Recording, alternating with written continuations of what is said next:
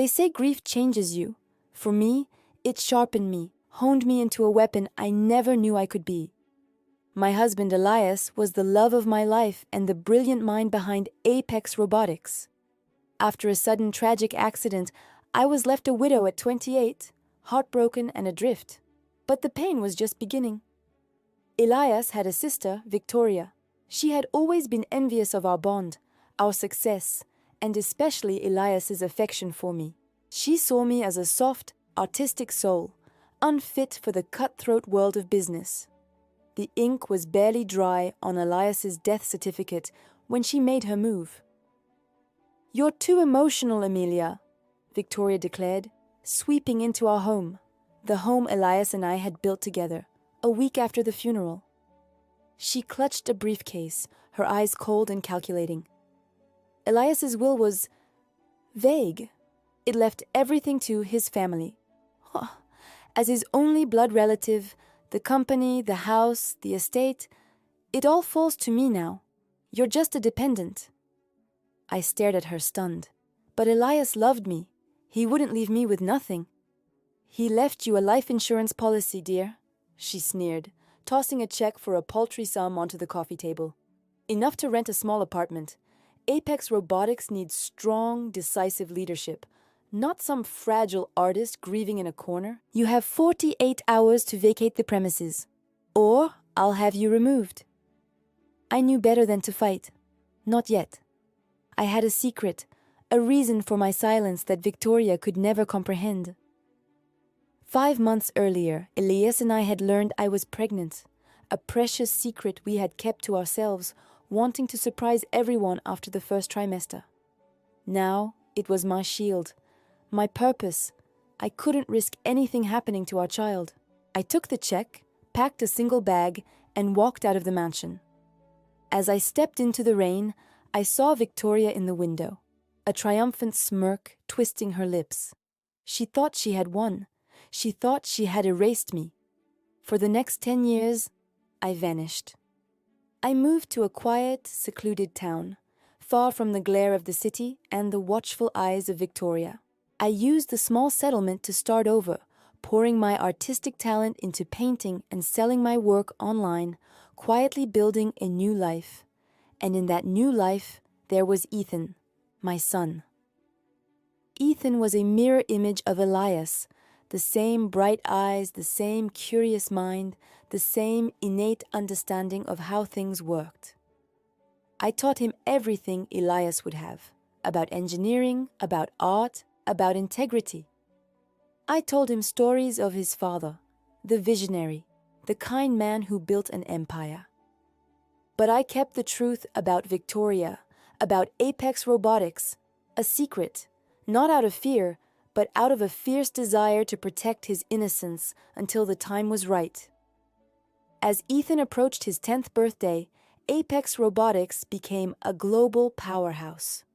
Victoria, a ruthless businesswoman, was constantly in the news, taking all the credit for Elias's innovations and expanding the company exponentially.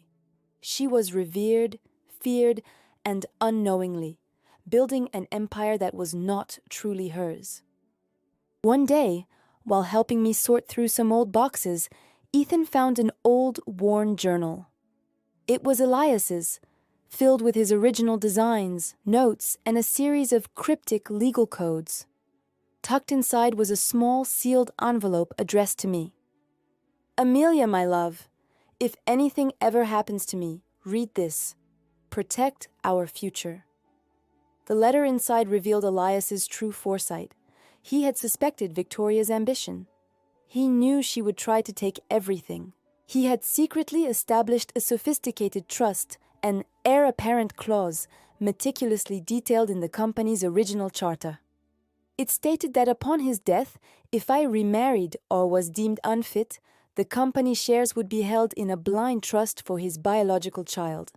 Upon that child's 10th birthday, with proper documentation and DNA verification, they would become the majority shareholder, effective immediately. He had even included a clause about my unfitness, being automatically nullified if I raised his child independently for 10 years, proving my capabilities. My heart pounded. Elias hadn't abandoned me. He had protected us from beyond the grave.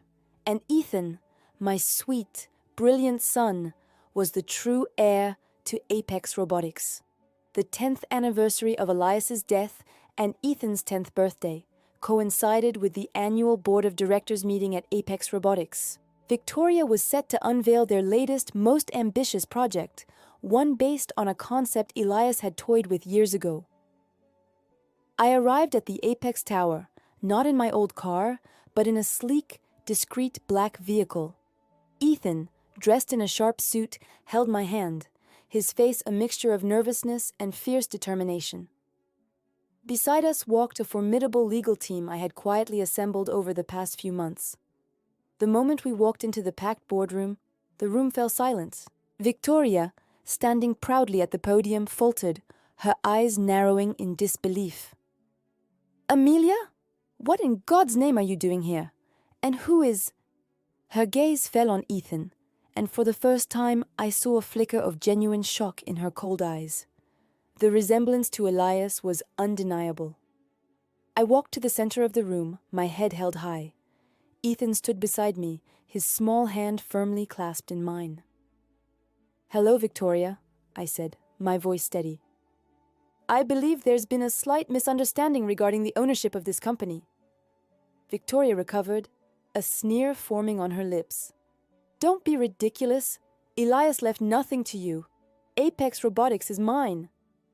"Not quite," I replied, gesturing to my lawyers who began distributing documents to the board members.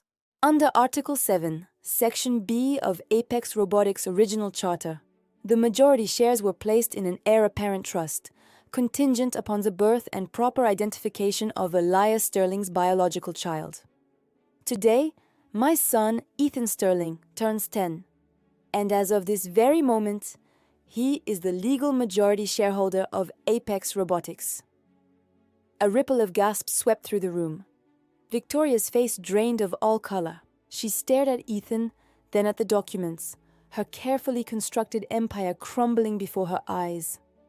"You had a child?" she shrieked, pointing at me. "You kept this from me?" "I kept him safe from you, Victoria," I corrected, a cold satisfaction in my voice. "You stole my life, you stole my home, and you tried to steal Elias's legacy, but you couldn't steal his son, and you certainly can't steal the true heir to Apex Robotics." Ethan, my brave little boy, stepped forward. He looked directly at Victoria, his voice small but firm. "My father built this company, and now, this is my company." Victoria's legs gave out, and she sank into a chair, her face a mask of utter defeat and terror. The board members, initially shocked, quickly adjusted, their expressions turning to respect as they looked at Ethan and then at me. They saw the future, and it wasn't Victoria. As Victoria was escorted out, screaming threats and accusations, the room filled with a new kind of energy. Ethan, hand in mine, looked up at me, a shy smile on his face. He was the quiet strength of his father, reborn, and I, the fragile artist, was no longer just a mother. I was the protector of a legacy, the architect of a new future, standing at the helm of an empire built not on greed, but on love and an unforeseen truth.